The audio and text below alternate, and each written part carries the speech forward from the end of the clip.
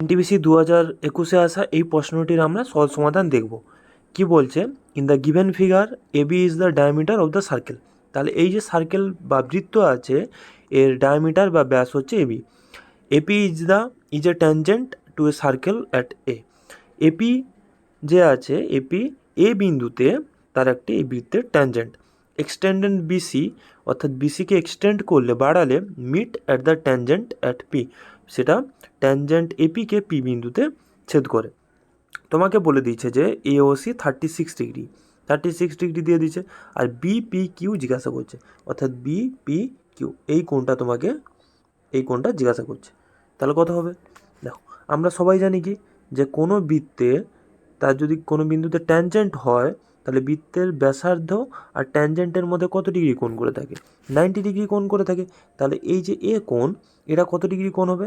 90, তাই তো? আর এদিকে দাও, আমরা জানি কি কোনো ত্রিভুজের যে বহিস্থ কোণ, এই বহিস্থ কোণের মান কত হবে? অন্তস্থ বিপরীত কোণের সমষ্টির সমান, তাই তো?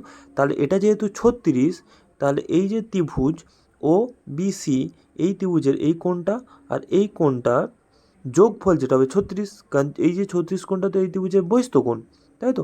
আর একটা জিনিস লক্ষ্য করো, এই যে ওসি আর ওবি, অর্থাৎ এই যে ওসি আর ওবি, এই দুটো তো বৃত্তের ব্যাসার্ধ।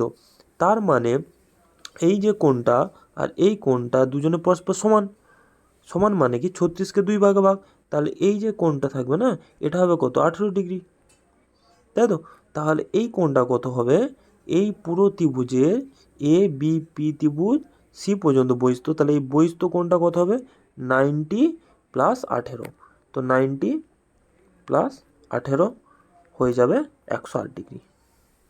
কত হবে? 108 ডিগ্রি। তো 108 ডিগ্রি হয়ে যাবে সঠিক উত্তর।